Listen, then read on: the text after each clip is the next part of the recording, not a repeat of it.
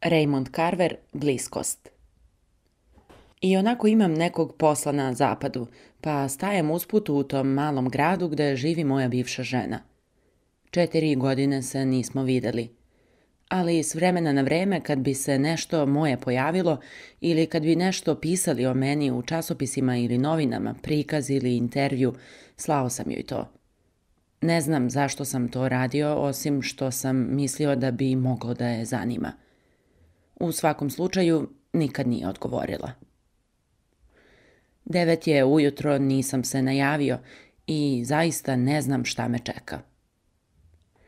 Ali ona me pušta u kuću. Ne izgleda iznenađeno. Ne rukujemo se, pogotovo se ne ljubimo. Uvodi me u dnevnu sobu. Čim sednem, donosi mi kafu. Onda govori o onom što je muči. Kaže da sam ja uzrok njenih patnji, da se zbog mene osjeća razgolićeno i poniženo. Da se ne lažemo, osjećam se kao kod kuće. Ona kaže: rano si počeo da me varaš, oduvek si olako shvatao preljubu.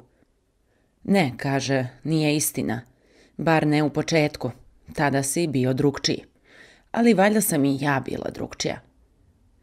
Sve je bilo drugčije, kaže. Ne, to je bilo posle tvoje 35. ili 36. Tu negde u svakom slučaju, tada si počeo. I baš te krenulo. Okomio si se na mene. Lepo si se snašao. Mora da si ponosan na sebe. Kaže, ponekad mi dođe da vrištim. Kaže da bi volela da zaboravim teška vremena, loša vremena kad pričam o onom što je nekad bilo, da se pozabavim malo lepim momentima, kaže. Zar nije bilo lepih momenata? Volela bi da sjašem s one druge teme. Dosadilo joj to, muka joj je da sluša o tome. Tvoj privatni konjić za jahanje, kaže. Šta je učinjeno? Učinjeno je i bilo pa prošlo, kaže. Tragedija, da. Bog zna da je to bila tragedija i više od toga. Ali čemu terati dalje sa tim? Zar ti nikad ne dosadi da kopaš po prošlosti? Kaže, ostavi se više prošlosti, tih starih rana. Imaš valjda još neke adute pri ruci. Kaže, znaš šta? Ja mislim da si ti bolestan. Mislim da si totalno lud.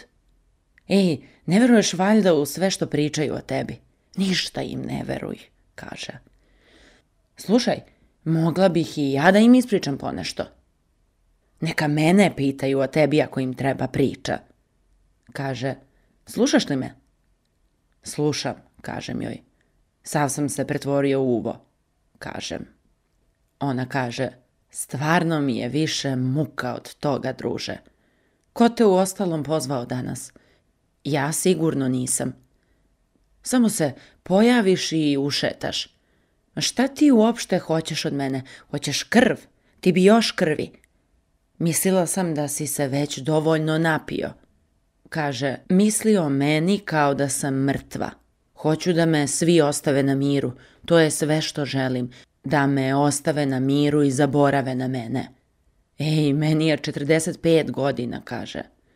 45 koje idu ka 55 ili 65.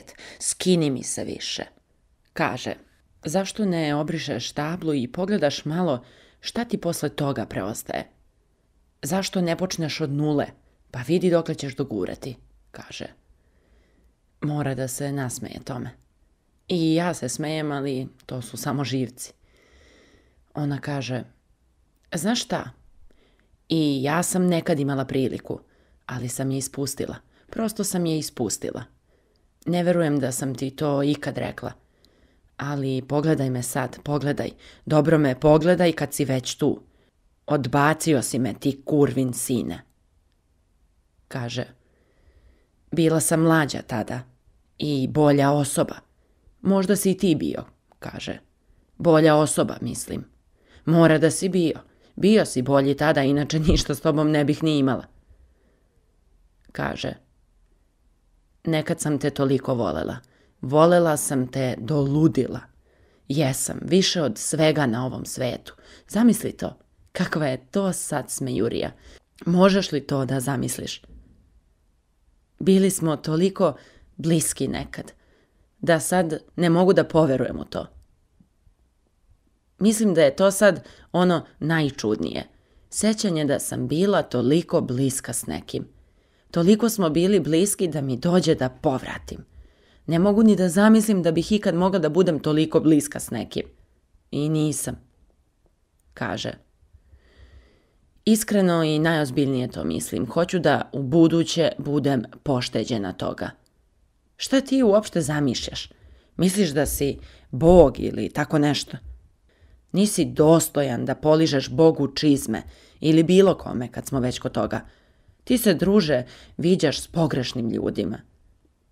Ali šta ja uopšte znam? Ne znam čak više ni ono što znam.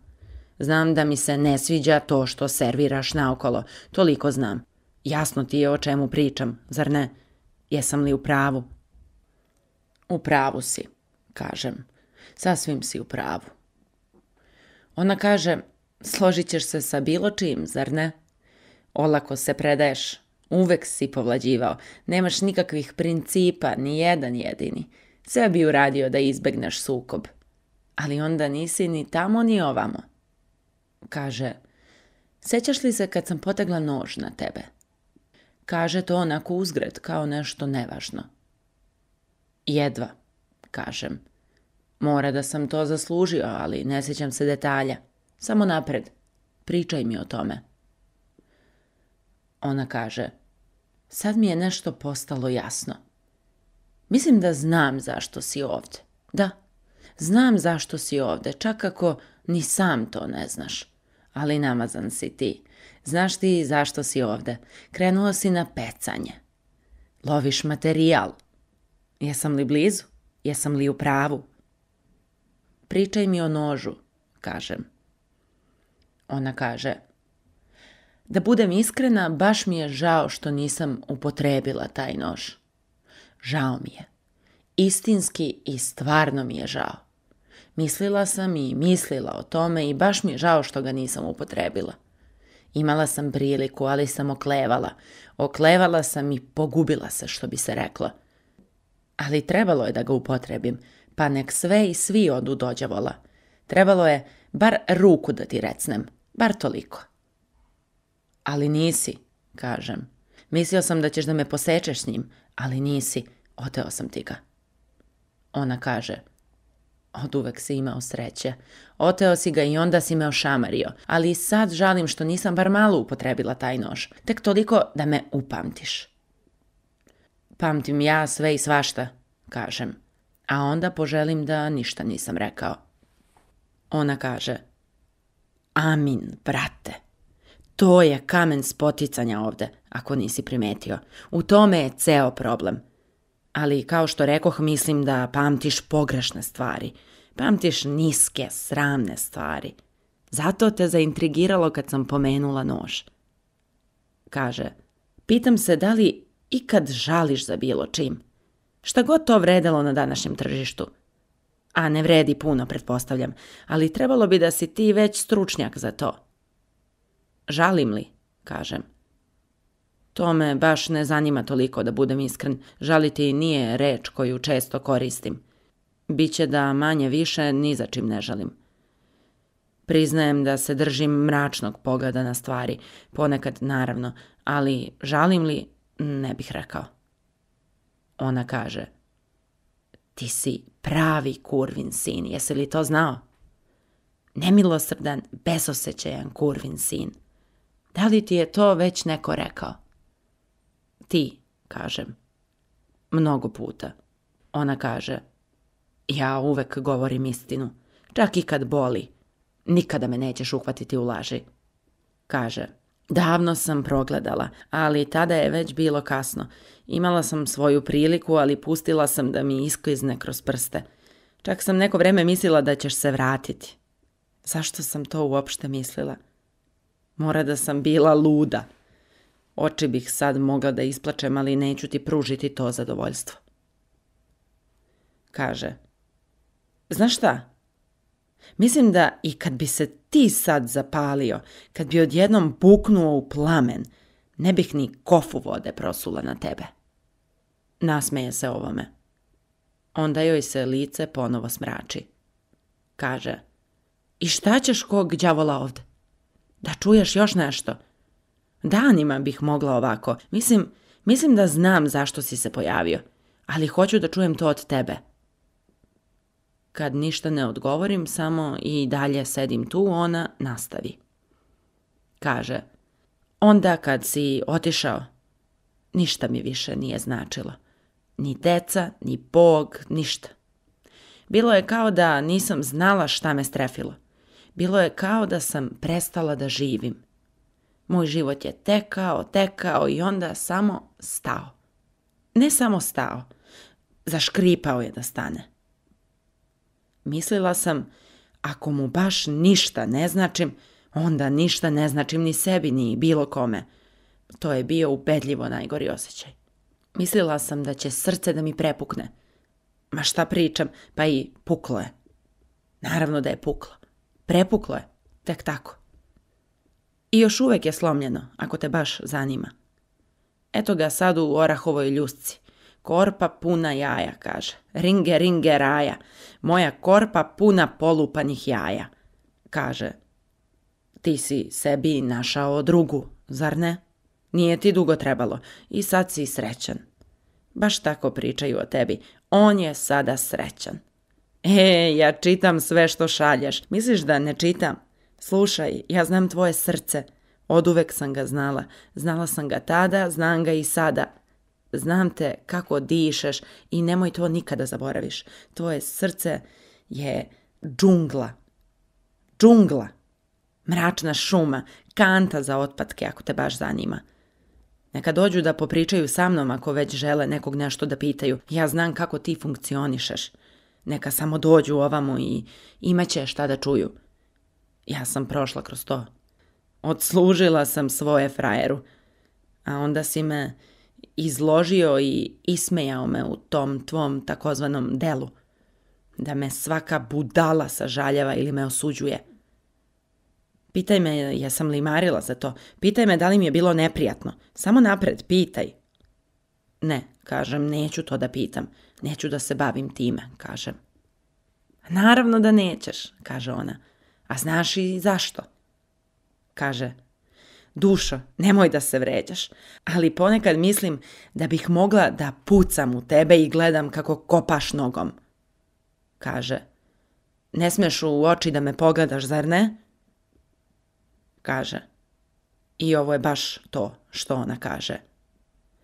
Ne smeš čak u oči da me pogledaš kad ti se obraćam. Dobro, onda pogleda mi u oči. Ona kaže, tako, u redu, kaže. Sad ćemo već negde i stići, možda, to je već bolje. Iz očiju možeš dosta toga da kažeš o nekom s kim razgovaraš. To svako zna. A znaš li još nešto? Nema nikog na čitavom svetu ko bi ti ovo rekao, ali evo ja ću ti reći. Imam pravo na to. Zaslužila sam to pravo, batice. Ti si sebe pobrkao sa nekim. I to je prava istina o tebi. Ali šta ja uopšte znam, kazaće za 100 godina. Kazaće, ko je uopšte bila ona? Kaže, u svakom slučaju, sigurno je da si ti mene pobrkao sa nekim drugim. Ej, ja čak ni isto ime više nemam. Pa ni ono ime s kojim sam se rodila, ni ono s kojim sam živela s tobom, čak ni ono od pre 2 godine. Šta je ovo? O čemu se ovdje uopšte radi? Da ti kažem nešto. Hoću da me sad ostaviš na miru. Molim te. Zar je to zločin? Kaže. Zar ne bi trebalo da budeš negde? Da uhvatiš neki avion? Zar ne bi trebalo da si u ovom trenutku negde daleko odavde? Ne, kažem. Ponovim to. Ne, nigde, kažem. Nema nikakvog mesta na kojem bi trebalo da budem. A onda uradim nešto. Pružam ruku i hvatam rukav njene bluze palcem i kaže prstom. Samo to. Samo je tako dodirnem i onda povučem ruku. Ona se ne odmiče. Ne pomera se. Onda evo šta još radim. Kleknem ovako velik kakav sam i uhvatim skut njene haljine. Šta ja to radim na podu, voleo bih da mogu da kažem. Ali znam da bi tu trebalo da budem i tu sam na kolenima, držim se za skut njene haljine.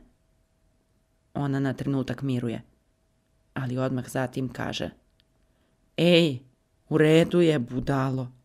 Ponekad si tako glup. Ustani sad. Kažem ti da ustaneš. Slušaj, u redu je. Prebolela sam. Trebalo mi je vremena da prebolim. A šta ti misliš? Zar si mislio da neću? Onda ušetaš ovamo i odjednom se sva ta havarija vrati. Došlo mi da se malo ispraznim. Ali ti znaš, a ja znam, da je sve to gotovo i okončano. Kaže: dugo sam bila neutešna. Neutešna, kaže. Zapiši tu reč u tvoj notes. Iz iskustva ti kažem da je to najtužnija reč u engleskom jeziku. Sve u svemu na kraju sam prebolela. Vreme je džentlmen, rekao je neki mudrac. Ili možda neka propala stara žena, svejedno. Kaže: sad imam svoj život.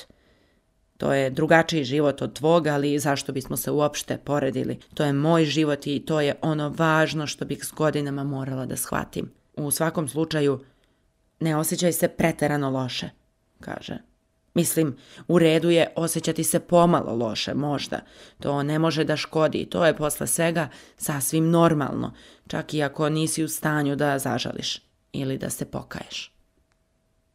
Kaže: sad moraš da ustaneš i da odeš odavde. Kako da mu objasnim ovako nešto?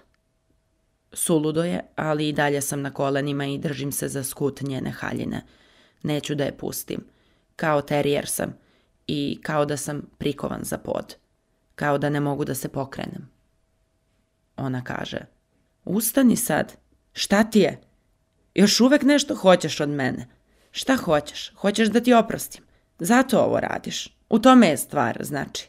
To je razlog što si došao čak ovamo.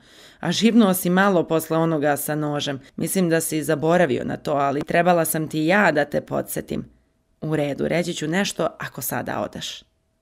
Kaže: opraštam ti. Kaže: jesi li sad zadovoljan? Jel sad bolje? Jesi li srećan? Sad je srećan, kaže ona. Ali ja sam i dalje tu, na kolenima. Ona kaže: jesi li čuo šta sam rekla? Sad moraš da odeš. Ej, budalo. Dušo, rekla sam ti da ti opraštam. Čak sam te i podsjetila na ono sa nožem. Ne znam šta bi još trebalo da uradim. Baš si me našao. Hajde sad, moraš da odeš odavde. Ustani, tako, još si veliki momak, zar ne? Evo ti šešir, ne zaboravi šešir. Nikada nisi nosio šešir, nisam te u životu videla sa šeširom. Kaže: slušaj me sad. Pogledaj me. Pažljivo slušaj ono što ću da ti kažem. Prilazi mi. Na samo 3 inča je od mog lica. Dugo već nismo bili tako blizu. Jedva dišem da ne može da me čuje i čekam. Mislim da mi srce jako usporava. To mislim u sebi. Ona kaže: samo ti to ispričaj onako kako moraš, valjda. I ostalo zaboravi. Kao i uvek. To i onako već toliko dugo radiš, pa ne bi trebalo da ti bude teško. Kaže: eto, učinila sam to. Slobodan si, zar ne? Ili bar misliš da jesi. Najzad slobodan. To je šala, ali ne smej se. U svakom slučaju bolje ti je, zar ne? Ide sa mnom niz hodnik. Kaže: ne mogu ni da zamislim kako bih ovo objasnila da mi muž sad uđe u kuću. Ali koga je više briga, zar ne? Kad se sve sabere, nikog više nije briga ni za što. Osim toga, mislim da je sve što može da se desi već i desilo. I on se inače zove Fred i pristojan je čovek i teško zarađuje za život. Stalo mu je do mene. I tako me prati do ulaznih vrata, koja su sve vreme bila otvorena. Vrata kroz koja su ulazili svetlosti i svež vazduh ovog jutra i zvuci ulice, a sve to kao da nije ni postojalo za nas.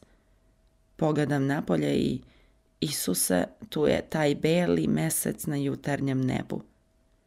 Ne sjećam se da sam ikad video tako nešto, ali bojim se da to kažem. Stvarno. Ne znam šta bi moglo da se desi. Mogao bih čak i da se rasplačem. Mogao bih da ne shvatim ni reč onoga što bih rekao. Ona kaže, možda ćeš se jednom vratiti, a možda i nećeš. Ovo će da izvetri, znaš? Ubrzo ćeš se opet osjećati loše. Možda ispadne dobra priča od toga, kaže. Ali ja ne želim da znam za nju. Kažem joj s Bogom. Ona ništa više ne govori. Gleda u svoje šake, onda ih gura u džepove haljine. Odmahne glavom, vraća se u kuću i ovog puta zatvara vrata. Hodam trotoarom. Neka deca bacaju loptu na kraju ulice, ali to nisu moja deca, a nisu ni njena deca. Svuda je lišće i čak i u slivnicima. Hrpe lišća na sve strane. Opada s grana dok hodam dalje. Ni korak ne mogu da napravim da mi cipela ne ugazi u lišće. Neko bi morao da uloži napor ovdje. Neko bi morao da uzme grabulje i da sredi sve ovo.